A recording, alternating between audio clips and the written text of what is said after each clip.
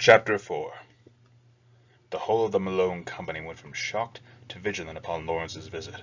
Unsurprisingly, as Lawrence proposed that together they deal with the plot behind Zaren's swindle. If Lawrence had found Zaren's initial proposal difficult to believe, the Malone company found Lawrence's scheme that much harder to swallow. And of course there was the matter of the furs. They weren't so angry as to have it color future transactions, but the supervisor did smile ironically upon seeing Lawrence. Even so, what spurred the Malone company into tentative action was seeing the contract that Lawrence had signed with Zaren before the public witness, proving that they could investigate the deal as much as they wished before proceeding. Lawrence also asked them to check into Zaren's background, impressing upon them that this was no simple fraud. If they did so, the Malone company would naturally have to wonder why the plan was so intricate for a mere swindle. They'd want to investigate it simply for their own future reference, Lawrence anticipated, and he was right. After all, if everything Lawrence said was true, the Malone company stood to reap enormous profit. The Malone company, like any company, was ever watchful for a chance to get ahead of its competitors. Lawrence's expectation that they would overlook a proposal's shadiness if it promised sufficient gain was correct. Having sparked an initial interest in the plan on their part, Lawrence's next task was to prove Zaren's existence. He and Holo hurried to the Yorin Tavern that evening and informed the barmaid that they wished to meet with Zaren. As expected, Zaren did not frequent the place every night, and the barmaid told Lawrence that he had not yet come by that particular day. But at length, as the sun sank low, Zaren arrived. Lawrence made idle merchant chatter about this subject and that, and all the while a Malone employee sat at a nearby table, eavesdropping. In the days to come, the Malone company would investigate Zaren and determine whether Lawrence's proposal was true or not.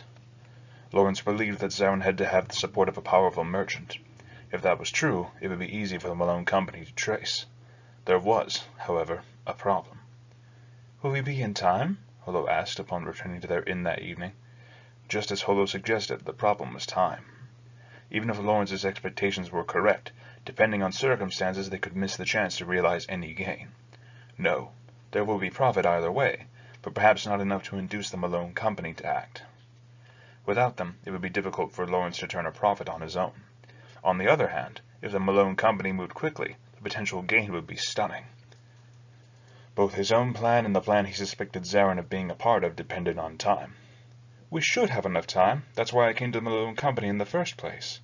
By candlelight, Lawrence poured some wine he'd bought at the tavern into a cup. He looked down into the cup briefly before draining half of it in one go. Hola was sitting cross-legged on the bed. She drank her cup dry and looked at Lawrence. "Is this company really so capable?" she asked. "Doing business in foreign countries requires very keen ears, hearing merchants talking in a bar or customers in the marketplace. If they weren't much better at collecting information than their competition, they'd never be able to open up branches in foreign countries, much less have those branches flourish. The Malone company is very good at this sort of thing. Investigating someone like Zaren is child's play for them." Lawrence poured more wine for Holo, at her urging, as he spoke. By the time he finished, Holo had already drained her cup again. It was astonishing. "Huh. What is it?" Holo asked, staring listlessly off into the distance. At first, Lawrence thought she must have been pondering something, but soon it was clear that she was merely drunk. "You've had quite a bit," he said. "The charms of wine are many. I suppose this is a good vintage. Normally I never drink anything so fine." "Is that so?"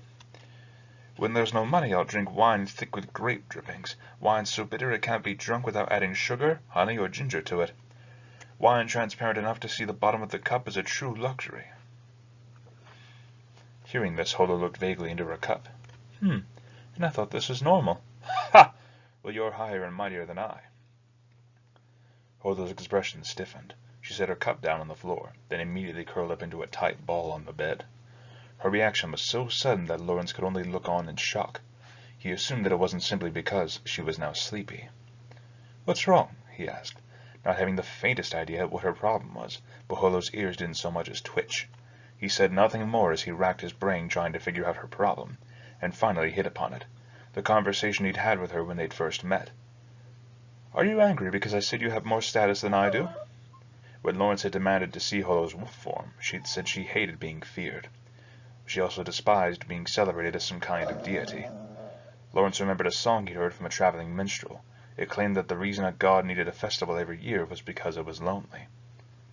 "I'm sorry. I didn't mean anything by it." Holo didn't move. How shall I say it? You're nothing special. Wait, oh, that's wrong. You're not a commoner. Ordinary? No, that's not it. Lawrence became more and more agitated as he failed to find the right words. All he wanted to say was that Holo wasn't special, but he simply couldn't articulate that. As he continued to cast about for something to say, Holo's ears finally pricked, and he heard her snicker slightly. Holo rolled over and smiled indulgently at Lawrence. How inarticulate. You'll never attract a female that way. Ugh. Lawrence immediately remembered a time when he had stayed over at a certain inn, waiting for a blizzard to pass and become taken with a girl there. She flatly rejected him, for no reason other than the one Holo gave. He was desperately inarticulate. The sharp-eyed wolf soon discerned this. I was right, eh? She chuckled. Still, that was immature of me. Lawrence softened at Holo's apology, and he offered his own again. Sorry. I do truly dislike it, though. Younger wolves were friendly enough, but there was always a line. Weary of it, I left the forest. I suppose... Holo looked off into the distance, then down at her hands again. I was looking for a friend. Holo gave a self-deprecating smile. A friend, eh? Lawrence would have thought this topic unpleasant for her, but Holo's answers had been strangely upbeat, so he asked the question that was on his mind. And did you find one? Holo smiled bashfully and did not immediately answer. Given her expression, her answer was obvious. She smiled as she was thinking of the friends she'd made. Yes. But Lawrence didn't find her happy nodding at all funny. He's a fellow from the village of Paslow, she continued. Oh, the one whose wheat you borrowed? He's a bit foolish, but very cheerful. He wasn't the least bit surprised when he saw my wolf form. I suppose he is a bit odd, but a good fellow nonetheless. To hear her speaking as though of a loved one, Lawrence wrinkled his nose but hid it behind his wine cup. He didn't want her to see. He really is a fool, though. Sometimes I'm at a loss. Holo spoke happily, seeming slightly bashful to be discussing the past.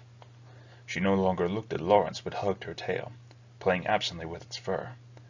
Suddenly she let out a childish giggle and tumbled back on the bed, sounding for all the world like a child sharing a secret with a friend.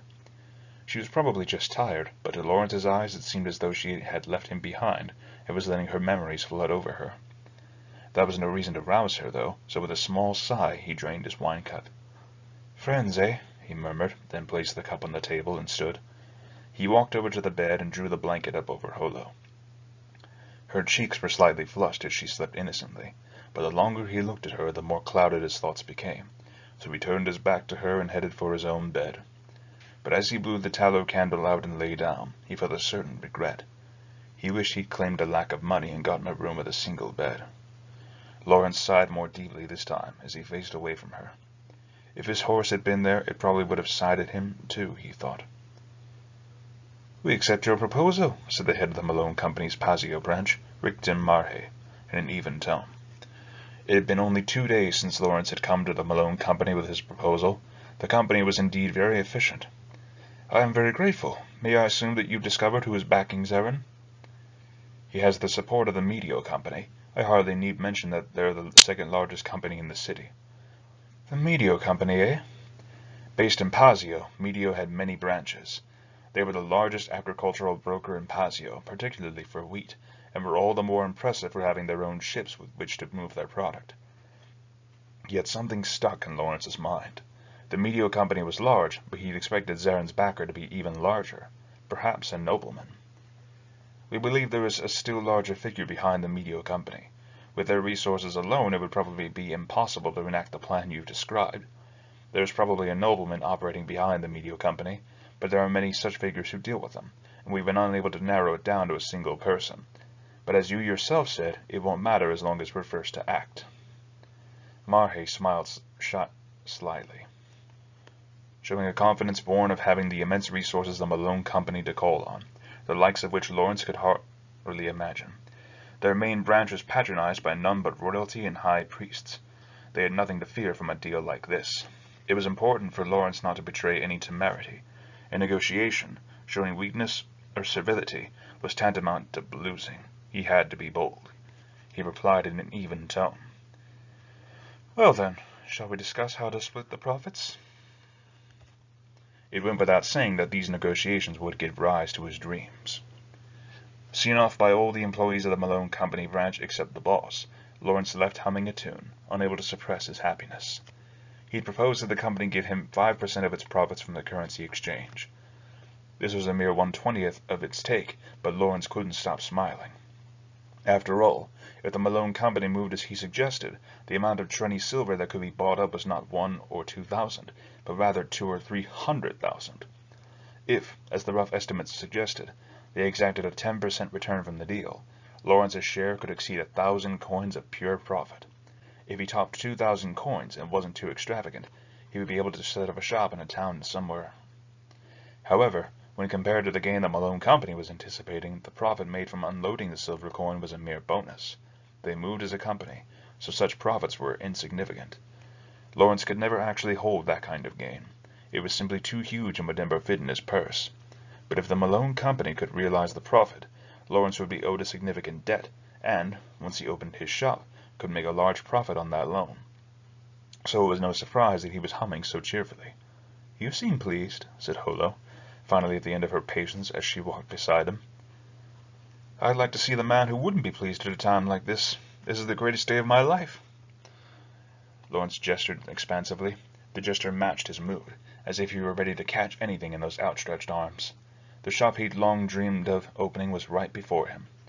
"Well, I'm glad it's going so well," said Holo listlessly, her mood in stark contrast to Lawrence's. She covered her mouth with her hand.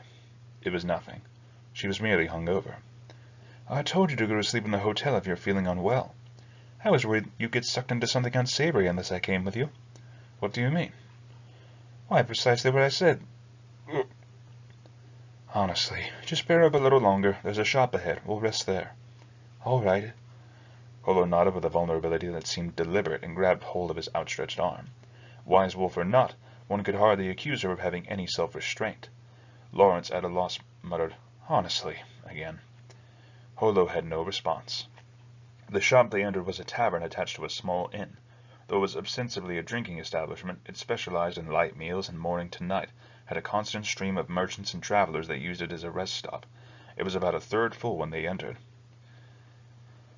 "Juice for one, any kind's fine, and bread for two," said Lawrence. "Coming right up," said the shopkeeper behind the counter cheerfully, then repeated the order to the kitchen. Lawrence listened to the shopkeeper as he led Holo to an empty table inside the tavern. Holo's manner was more kitten than wolf as she sprawled over the table. The walk from the Malone Company exacerbated the fatigue of the alcohol working its way through her system. "Your tolerance is far from weak. You drank a lot yesterday," said Lawrence. Holo's ears pricked under her hood at Lawrence's statement, but she seemed to lack the energy to look at him. "Ugh," she groaned. "Here you are, apple juice and 2 servings of bread. The bill?" "You'll pay now, then? It comes to 32 loot." "One moment, please," said Lawrence, opening the coin purse that was attached to his waist and rummaging inside it. As he collected the black coins that could easily be mistaken for bronze, the shopkeeper noticed Holo's condition and smiled ruefully. "A hangover, eh?" "Too much wine," said Lawrence. "Such are the mistakes of youth. It's the same with drinking as it is with anything else. There's a price. Plenty of young merchants stagger out of here with pale faces." Any traveling merchant had indeed experienced this a few times. Lawrence himself was guilty of it on any number of occasions. "Here you are, 32 loots. So it is. You should rest here a while. I take it you couldn't make it all the way back to your own inn?" Lawrence nodded, at which point the shopkeeper laughed heartily and retreated behind the counter. "Have some juice," said Lawrence. "It was pressed at just the right time." Holo raised her head lethargically. Her features were so fine that even her pained expression had a certain charm. No doubt Weiss would have been happy to take the day off to nurse her back to health. Even the slightest smile from her would have been thanks enough. Lawrence chuckled at the thought as Holo sipped the juice and regarded him strangely. "Phew! I've not been hungover in centuries," sighed Holo after drinking half the juice and regaining a bit of vigor. "A hungover wolf is a sad sight indeed. I suppose I can imagine a bear drinking too much, but a wolf—" Bears often took bags filled with fermenting grapes hanging from the eaves of buildings. They had to be fermented to make wine, and as they did, they exuded a sweet scent. There were even stories of bears making off with such bags only to later collapse drunkenly in the forest. It was probably bears I drank with the most in the forest, said Holo. There was a bit of tribute from humans, too. The idea of bears and wolves drinking wine together sounded like something out of a fairy tale. What would the church make of this if they overheard? No matter how many times I'm hung over, though, I never seem to learn. Humans are the same way, said Lawrence to the ruefully graying Holo. Now that you mention it, what was I going to say? I had something to tell you, but now it's gone. I feel like it was something rather important, too, said Holo. Well, if it's that important, you'll remember eventually. I suppose. Ugh, it's no good, I can't remember, she said, slumping back down on the table and closing her eyes. She had probably felt like this all day. The shopkeeper hadn't said it, but it was a good thing they weren't about to depart. The wagon shaking wouldn't make her feel any better. Anyway, all we have to do is leave the rest to Malone Company. Good things come to those who wait, after all. Just rest until you feel better. Ugh, it's so undignified, said Holo, sounding even more pathetic than before. She would likely feel ill for some time yet. I suppose you'll be off all day, then?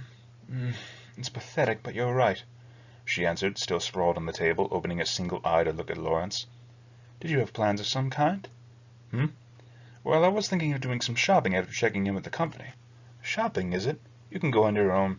I'll rest here a while, then return to the inn on my own, said Holo, raising her head and sipping the apple juice again. Oh, what? Did you want me to come along? Her teasing was by now standard, almost a greeting, so Lawrence simply nodded. Oh, you're no fun, Holo pouted at Lawrence's tranquility. Sipping perfunctorily at her drink, she must have expected him to become flustered, but even Lawrence could maintain his composure at times. Lawrence couldn't help smiling down at Holo again as he chewed on a piece of bread. I was thinking of buying you a comb or a hat, he said. Perhaps some other time. Holo's ears twitched underneath the cloak. Just what are you planning? She asked, her eyes half lidded, but watching Lawrence carefully nonetheless. Lawrence could hear the swish-swish of her restlessly twitching tail. Apparently she was worse than he expected at hiding her thoughts. What a way to talk. As the saying goes, one has to be even more careful with meat in one's mouth than with meat that's about to be taken away. Hearing Holo's bitter words, Lawrence drew close to her face and whispered into her ear. If you're going to act the prudent wise wolf, at least do something about your restless ears and tail. Surprised, Holo felt for her ears. Oh, she said. That should make us even, said Lawrence with a hint of arrogance. Holo glared at him, thin-lipped and frustrated. You've got such lovely hair. It seems a shame for you not to have a comb for it, he continued briskly. He was happy finally having gotten the best of her, but if he pushed, it was quite possible she'd put him in his place again. However, upon hearing Lawrence's words, the bored-looking Holo sniffed and sprawled across the table once more. Oh, you're talking about my hair, she said shortly. All you do is bind it back with a hempen string. You don't even comb it. My hair isn't important. A comb would be nice, though, for my tail. A swish-swish sound could be heard after she spoke. Well, if you say so. Lawrence did think that her flowing silken hair was beautiful, and hair of any kind that was so long was very rare. It was difficult for anyone other than nobility to be able to wash their hair in hot water daily, so having such long, beautiful hair was a mark of high birth. So, like anyone else, Lawrence had a weakness for a girl with long, beautiful hair. Holo's hair was so lovely that few among even the nobility could match it, yet she seemed not to understand its value at all. If she were to hide her ears with a veil rather than a heavy cloak and wear fine robes instead of the rough clothes of a traveling merchant, she'd be the equal of any maiden from a minstrel's poem. But Lawrence shied away from saying so. There was no telling how she'd react, after all. So then, when will you buy this comb? Holo looked up at Lawrence from her prone posture on the table, her eyes shining with a certain anticipation. I thought you didn't need one, said Lawrence without rancor, his head cocked slightly. I never said that. I would like a comb, a fine-toothed one, if possible. Lawrence didn't see the point of buying a comb if it wouldn't be used to comb hair. In his mind, a fine brush of the sort used by weavers would be best for her tail. I'll buy you a brush. Shall I introduce you to a good weaver? It was best to leave fur to experts, with specialized tools, after all. Lawrence was only half serious, but when he finished speaking and looked at Holo, his voice caught. She was angry. So angry she was gnashing her teeth. You would treat my tail as a simple piece of fur? She said, her intonation flat. surely not because she was afraid that talk of tales would be overheard by the other patrons. Lawrence winced at her vehemence, but Holo looked as unwell as she had all day. There was a limit to how much she could counterattack. "I cannot take this any more," she said. Lawrence suspected that her threats were empty. He imagined that she might try crying, so he nonchalantly drank some apple juice. "What, are you going to throw a tantrum now?" he asked, a note of accusation in his voice.